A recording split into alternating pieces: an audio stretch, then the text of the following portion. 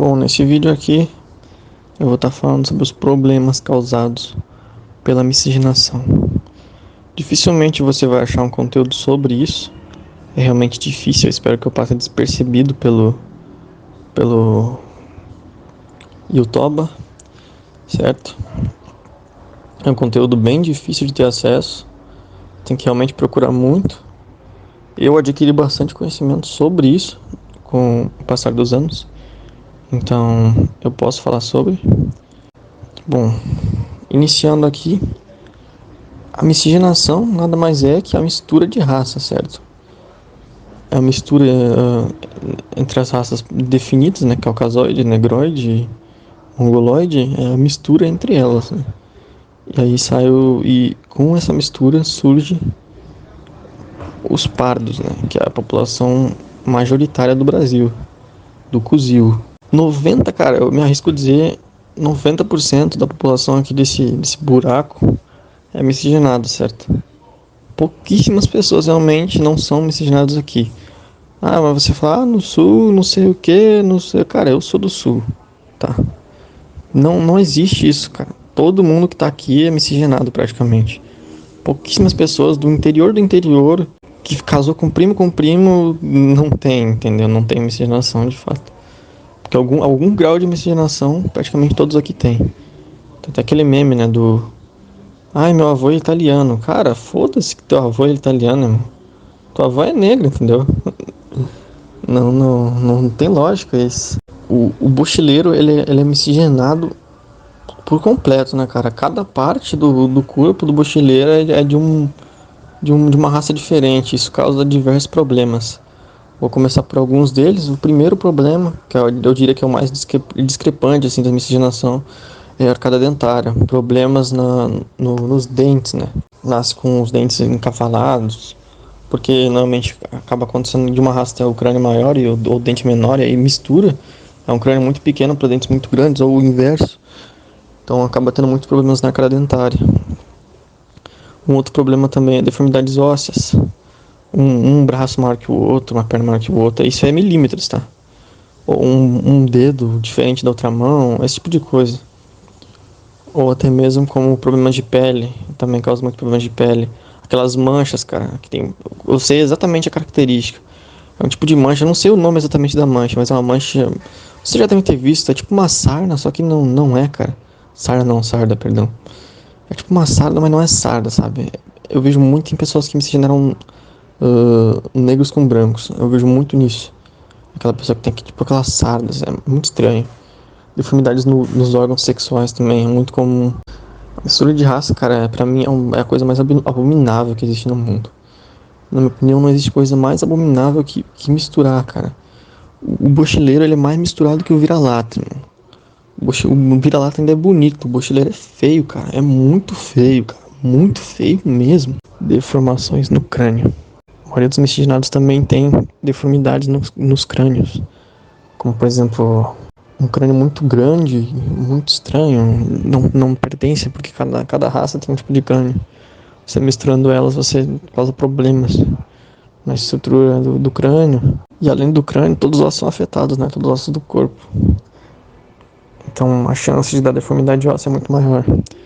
Eu conheço muitos partos que tem pectus escavato, que é aquele peito escovado, tem um buraco no meio. Ou então o contrário do pectus escavato, que eu não lembro o nome, que é o tórax, ele se projeta pra frente. Isso só traz problema, cara, só traz problema genético e sempre puxa pra pior. O pardo ele puxa as piores características de cada genética. É muito difícil ter um pardo que ele puxa as boas características. Então se por exemplo, um tem uma altura de 1,80. Vamos supor que o homem tem uma altura de 1,80, é branco, e a mulher é uma negra de 1,60. O filho dificilmente vai ser maior ou da altura que o pai. Ele vai puxar as características reduzidas. Isso é bem comum entre os miscigenados. Assimetrias é uma outra característica. Muitas assimetrias, um lado muito diferente do outro. Um olho muito diferente do outro, um lado do nariz muito, mas não é aquela simetria normal, uma simetria discrepante. Coloração do cabelo, essa já é um indício de miscigenação mais sutil. Pode existir até entre brancos que se miscigenaram entre eles por exemplo, dois caucasoides muito distantes. Por exemplo, um loiro com um moreno, uma loira com um moreno. E o filho surgia com cabelo moreno, porém em algumas partes com colorações mais claras. Ou então a barba ou o cabelo é moreno, a barba é loira. Isso é um indício de miscigenação leve, que talvez nem seria considerado miscigenação, né? É branco com branco, só que não é o mesmo tipo de branco. É meio que isso. Mas é a mesma raça caucasoide. E aí você me pergunta, por que a mídia incentiva tanto a miscigenação? É muito simples. Porque eles lucram com isso. Afinal, um povo sem identidade e com o QI reduzido é extremamente mais fácil de ser controlado. E assim dando muito lucro a eles. Outra coisa, o fenótipo ele é claramente um indício da sua genética. Então se o seu fenótipo diz sobre a sua genética, quem fala que não tá mentindo, tá no CUP. É por CUP falar que não. O fenótipo é uma... ele transparece a sua genética. Se falar que não, é CUP, é muito CUP, é um CUP muito, muito pesado, inclusive. Porque a sua genética ela é transparecida pela sua aparência, cara. E se você tem um nariz largo, a sua genética é de nariz largo. Ah, mas, vamos supor, tem um cara que tem um cabelo cacheado e fala que tem a genética, sei lá, de alemão. Não tem, cara. Pode até ter alguma parte, mas é uma parte, cara. Essa genética não é germânica. Não tem lógica isso. Sobrenomes. Tem muita gente que se baseia pela origem da pessoa pelo sobrenome. Isso faz sentido, mas ao mesmo tempo não, principalmente no Brasil. Porque sobrenomes aqui é meio complicado. Pois uma pessoa pode dar o sobrenome de uma tataravô, e não ter nenhuma das características que tinha nele. Só carrega o sobrenome. Pode ter é por isso que existem muitos negros que têm sobrenomes germânicos. Porque uma porcentagem do sangue dele veio de lá. Teve algum parente que miscigenou e ele tem o sobrenome. É somente isso. Pode dizer algo sobre sua origem? Pode, mas não é necessariamente uma regra. Desde o momento que você nasce miscigenado, você já nasce amaldiçoado, cara. Porque você já nasce fudido, você já nasce com algum problema, provavelmente. Ou você nasce prematuro, ou você nasce com excesso de peso logo no momento do nascimento. Claro, não é via de regra, mas muito acontece. Por isso que tem muitos esses casos no Brasil. É provavelmente um dos países que mais tem isso. Bebês prematuros e bebês acima do peso. Não sei a palavra correta. É bem comum. E também um dos maiores problemas da miscigenação é que você tira a identidade da pessoa. A pessoa não tem identidade, ela vai falar, você é brasileiro. Cara, qual que é a raça brasileira? Não existe. É uma mistura imensa, cara. É uma mistura gigantesca. Ninguém tem raça. E isso tira a identidade. A pessoa não quer lutar por nada porque ela não tem nada pra lutar por. E não que você tenha que lutar por algo, mas você acaba tirando a identidade dessa pessoa. E por ela não ter identidade, muitos acabam querendo destruir quem tem. Quem tem uma identidade genética. Porque afinal, tudo depende da sua genética. Eu parto do ponto que desde o momento que você nasce, sua vida já é pré-determinada pela sua genética. Você tem controle sobre poucas coisas na sua vida. A maior parte da sua vida é determinada pela sua genética no momento que você nasce. Se você nasce com uma boa genética, você tem um tipo de vida. Se você nascer com uma genética razoável, você tem outro. Se você nascer com uma genética ruim, você tem outro. Não tem como você se querer se comparar com um cara que tem uma genética totalmente diferente da sua. Isso não funciona. Outro culpe, principalmente entre os sulistas, é de achar que são descendentes diretos de italianos e alemães, ou de alguma etnia europeia, sendo que na verdade eles já sofreram miscigenação. Por exemplo, a maioria dos europeus que vieram para cá, eles logo que pisaram aqui miscigenaram com os nativos daqui, ou seja, os índios. Logo, eles já não são caucasianos puros, eles sofreram miscigenação. Claro que é uma miscigenação de grau leve, se é que podemos dizer assim. Vamos colocar em 3 graus, grau 1, grau 2 e grau 3. A grau 1 seria a miscigenação mais leve, uma miscigenação que não envolve tantas raças.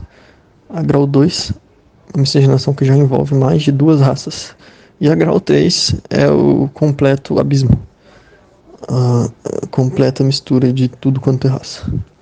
É muito comum também casais terem filhos de cores diferentes, não só pela telegonia, que isso talvez seja um assunto bem oculto também, mas não só pela telegonia, também pela mistura de raças, acaba puxando de algum antepassado, não só como a cor dos olhos, mas também a cor da pele.